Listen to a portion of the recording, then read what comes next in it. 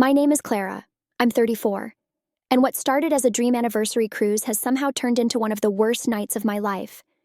It's only been a few hours, but I'm already sitting alone in our cabin, replaying everything in my head and wondering if I went too far this time.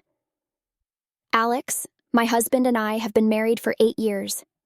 He's the steady, dependable type, the kind of guy who never raises his voice and always remembers to check the car tires before a road trip. I love that about him, but sometimes I can't help but wish he'd be a little more assertive. I guess that's where the trouble started. This cruise was supposed to be our chance to reconnect. We'd both been so busy with work and life that it felt like we were drifting apart. When Alex suggested a week-long trip on a luxury cruise ship, I jumped at the idea. A week of sunsets, fancy dinners, and no distractions sounded like the perfect way to celebrate our anniversary. The first couple of days were perfect. We lounged by the pool, indulged in way too much food, and danced under the stars like we were in some cheesy romance movie. But tonight, everything changed. It was a formal dinner on the ship, one of those events where everyone dresses up and pretends they're fancier than they are. The dining room was buzzing with laughter and the clinking of glasses. Alex and I were seated with a group of couples we'd met earlier on the trip, and the wine had been flowing freely. At some point during the meal, the conversation turned to relationships and the idea of trust. Someone made a joke about whether their spouse could protect them in a dangerous situation, and I, feeling a little too bold from the wine, jumped in. "Oh, Alex? Protect me?" I said with a laugh. "I mean, look at him. He's not exactly a bodyguard." The table erupted in laughter, but Alex didn't. He smiled faintly, but I could tell it was forced. I should have stopped there, but I didn't. "He struggles to open pickle jars, for God's sake," I added, the words spilling out before I could think better of it. If a mugger showed up, we'd both be doomed. The laughter grew louder, but Alex's face grew tighter. I noticed him gripping his fork a little too hard, and a part of me realized I'd crossed a line. But instead of backing off, I doubled down. "Don't worry, babe," I said, patting his arm in mock reassurance. "I'll protect you." The smile vanished from Alex's face. Without a word, he stood up, pushed back his chair, and walked away from the table. The laughter died instantly.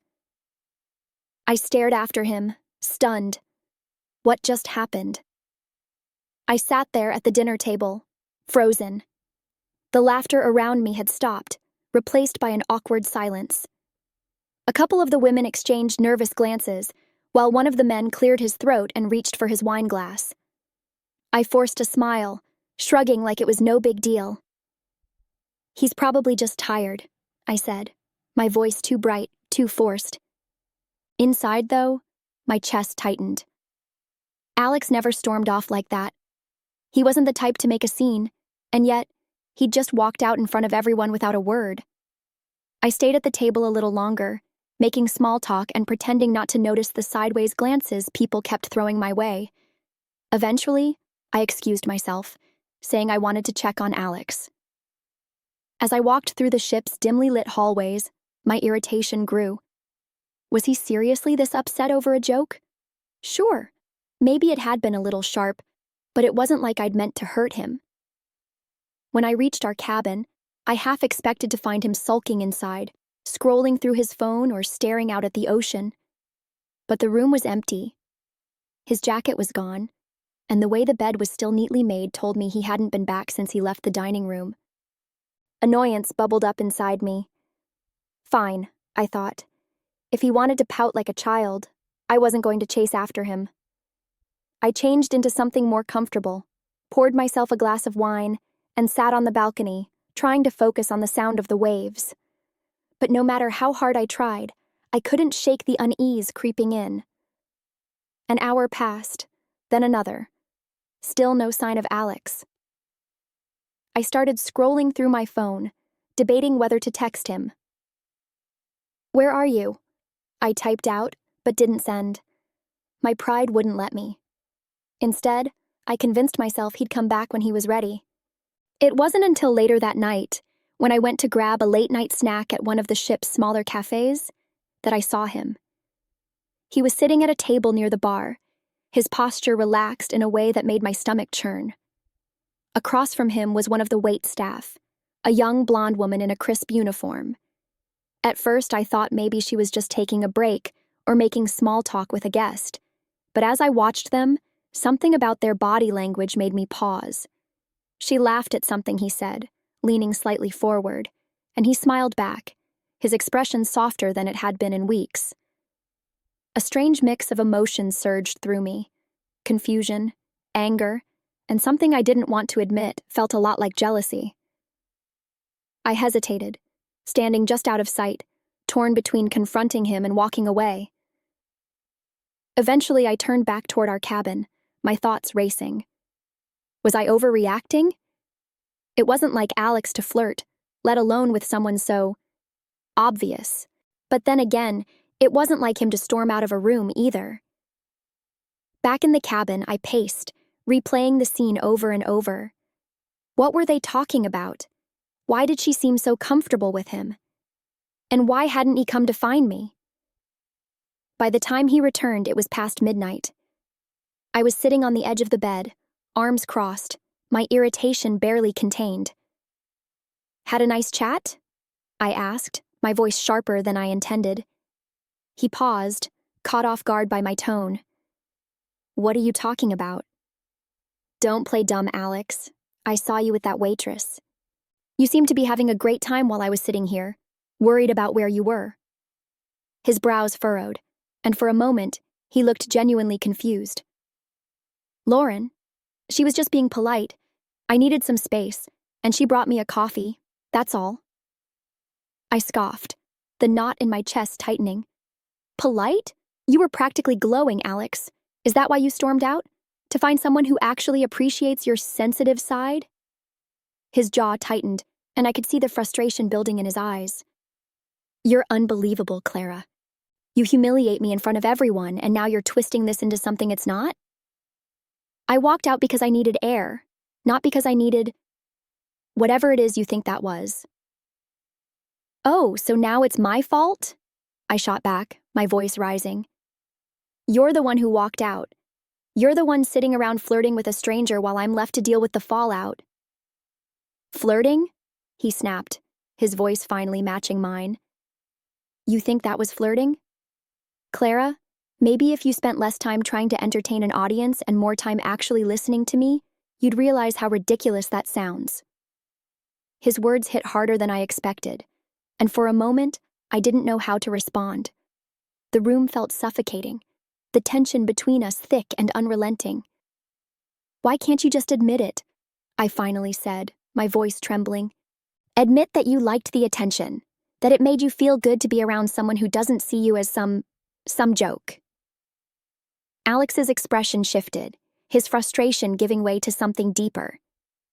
You don't get it, do you? It's not about her, Clara. It's about us. It's about the way you make me feel, like I'm never enough, like no matter what I do, you'll always find a way to tear me down.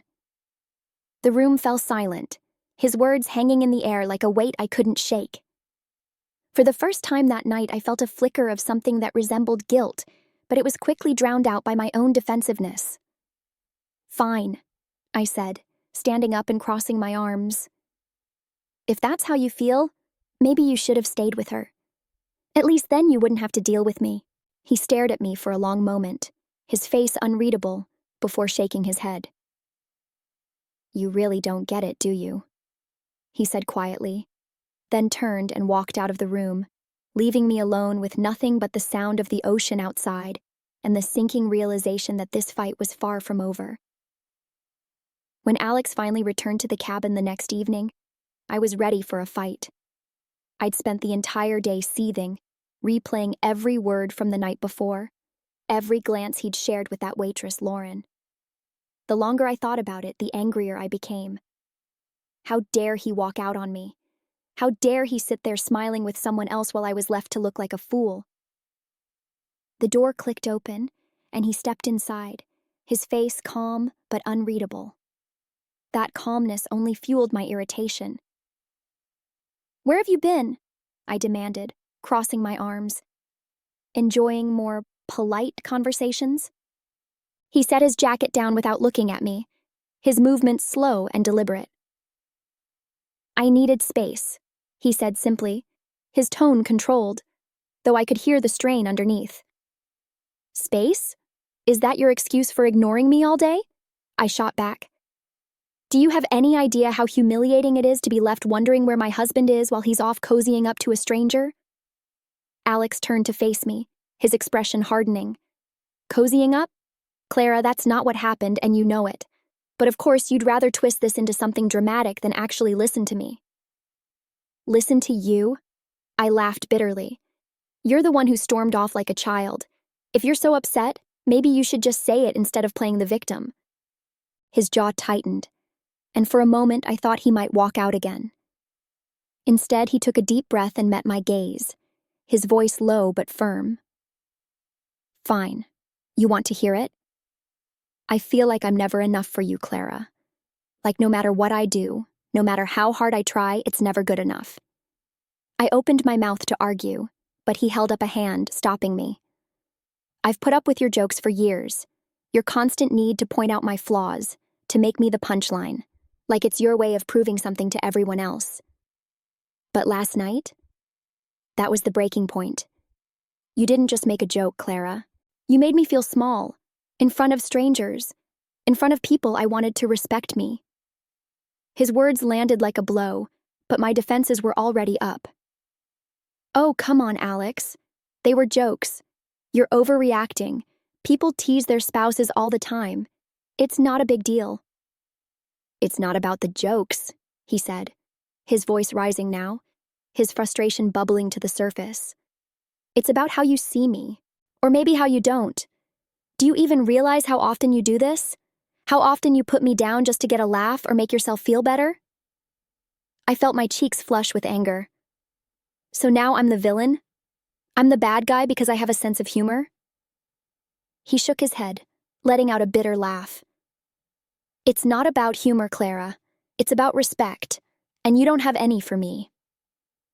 His words hit harder than I wanted to admit, but instead of backing down, I lashed out. Maybe if you weren't so sensitive, we wouldn't even be having this conversation. You're the one making this a bigger deal than it is. Alex's eyes darkened, and he took a step closer, his voice steady but filled with emotion. You think this is about me being sensitive? Do you have any idea what it's like to be constantly undermined by the person who's supposed to have your back? To feel like you're not even seen in your own marriage? Something in his tone stopped me cold. For the first time, I saw the hurt beneath his frustration, the weight he'd been carrying. I opened my mouth to respond, but no words came out. Alex continued, his voice softer now, but no less impactful. I'm not asking you to coddle me, Clara. I'm not asking you to change who you are. But I can't keep doing this, being the butt of your jokes, feeling like I'm just here to fill a role while you take the spotlight. It's exhausting. The silence that followed was deafening. I looked away, my gaze falling to the floor as his words sank in. Somewhere deep down, I knew he was right. I'd always thought of my teasing as harmless, a way to lighten the mood or show affection. But hearing him say it, seeing the pain in his eyes, made me realize just how far I'd gone. I didn't mean to hurt you, I said quietly, my voice barely above a whisper. I thought it was just joking around. I didn't realize. You didn't want to realize, Alex cut in, though his tone wasn't harsh. Because it's easier for you to laugh it off than to admit that maybe you've been wrong. But I can't keep pretending it doesn't hurt, Clara. I can't keep being okay with this. I swallowed hard, my chest tightening as the weight of his words pressed down on me. I'm sorry, I said, my voice trembling. I know that probably doesn't mean much right now, but I am. I never wanted to make you feel this way. Alex looked at me for a long moment, his expression unreadable. Then he sighed, running a hand through his hair. I need time to figure out if we can fix this, he said quietly, because right now, I'm not sure if we can. With that, he turned and walked out of the room, leaving me standing there, the gravity of what I'd done finally sinking in. The next evening, I waited in our cabin, dressed in a flowing cocktail dress I'd picked out specifically for the fancy dinner planned on the ship's main deck. It was supposed to be the highlight of our trip, a candlelit meal under the stars. But instead of feeling excitement, I sat there wringing my hands, dreading Alex's return.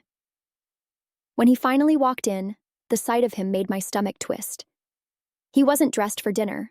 No suit, no tie. Just jeans and a wrinkled shirt that screamed indifference. "Are you ready?" I asked, trying to sound casual, as if things between us weren't teetering on the edge. Alex glanced at me briefly, his expression unreadable. "I'm not going," he said simply, walking past me toward the balcony. I stared at him, stunned. "What do you mean you're not going? This dinner was the whole reason we booked tonight." He leaned against the railing, gazing out at the dark ocean, his back to me. "You go. Enjoy it." The calmness in his voice hit harder than if he'd yelled. I crossed the room to stand behind him, my irritation rising. "So that's it? You're just going to skip out and sulk?" He turned his head slightly, his gaze steady but distant. "I'm not sulking, Clara. I just don't feel like pretending everything's fine tonight. You go ahead. I need some time." I didn't know whether to be angry or hurt. "Fine," I snapped, grabbing my clutch. "I'll go. Don't bother waiting up." The door closed behind me with a sharp click, but as I walked down the hallway, my confidence wavered. By the time I reached the dining room, the thought of sitting alone at a table meant for two became unbearable. I turned on my heel and headed back to the cabin. When I returned, Alex was still on the balcony, silhouetted by the soft glow of the moonlight. For a moment, I just stood there, watching him, the weight of the past few days crashing over me. I sank onto the edge of the bed, my shoulders slumping. "This isn't how I pictured our anniversary," I said quietly, breaking the silence. He didn't respond, didn't even turn around. The quiet stretched between us, heavy and suffocating. "I didn't mean to hurt you," I continued, my voice trembling. "But I did, didn't I?" Still no response. I lowered my head, clasping my hands tightly in my lap. For years, I'd thought my teasing was harmless, that Alex didn't mind. But now, every joke, every flippant comment came rushing back, each one a tiny cut I hadn't realized I'd inflicted. He finally spoke, his voice low and steady. "Do you even respect me, Clara? Or am I just here to be your punching bag?" The question pierced through me. "Of course I respect you," I said quickly, almost defensively. "Then why do I feel like I'm never enough?"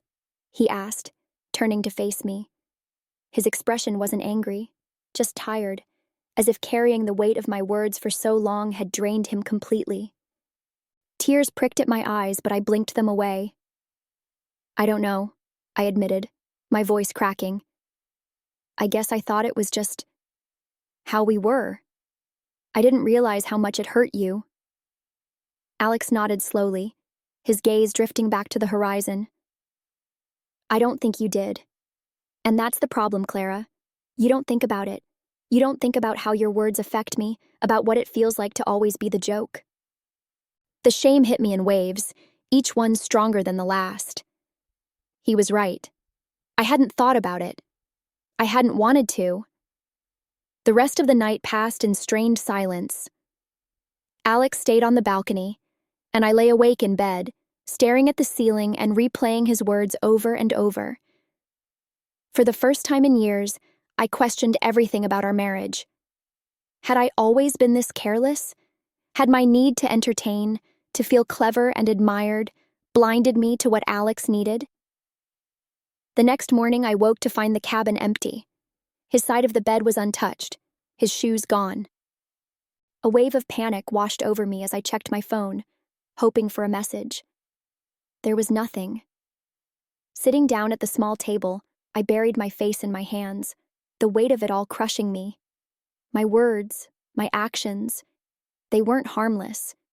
They had consequences, and now I was left wondering if I'd pushed Alex too far, if I'd finally broken something I couldn't fix. As the ship swayed gently beneath me, I felt the enormity of the silence. It wasn't just Alex's absence in the room, it was the growing void between us. And for the first time, I wasn't sure if I had the strength to bridge it. It was the second to last night of the cruise when Alex finally broke the silence. After 2 days of avoidance, we found ourselves sitting on the cabin's small balcony, the ocean stretching endlessly around us. The air was cool, the stars above dazzling, but the tension between us was palpable. Alex leaned forward in his chair, elbows resting on his knees, his hands clasped. He hadn't touched his drink, and his face was shadowed, unreadable in the dim light. I couldn't take the quiet anymore. "Are we really going to spend the rest of this trip pretending everything's fine?" I asked, my voice softer than I intended. He let out a bitter laugh, shaking his head. "Pretending? I think we've been pretending for a long time, Clara." His words felt like a slap, but I didn't argue. He wasn't wrong. "I'm sorry," I said, the apology feeling small, inadequate. "For everything, for the jokes, for not seeing how much they hurt you. I didn't realize—" "That's the problem," Alex interrupted, his tone calm but firm. "You didn't realize. You never realize, Clara. And I've been trying to ignore it, telling myself it wasn't a big deal, but it is. It's a big deal to me." I swallowed hard, my chest tightening. "I didn't mean to make you feel that way. I thought we had that kind of relationship, you know? Where teasing was okay, where we could laugh at each other." "Laugh at each other?" he repeated, his gaze locking with mine. "Clara, it's never been laughing at each other. It's been you laughing at me, and me, trying to be okay with it because I thought it was what you needed, but I can't do it anymore." The finality in his voice terrified me.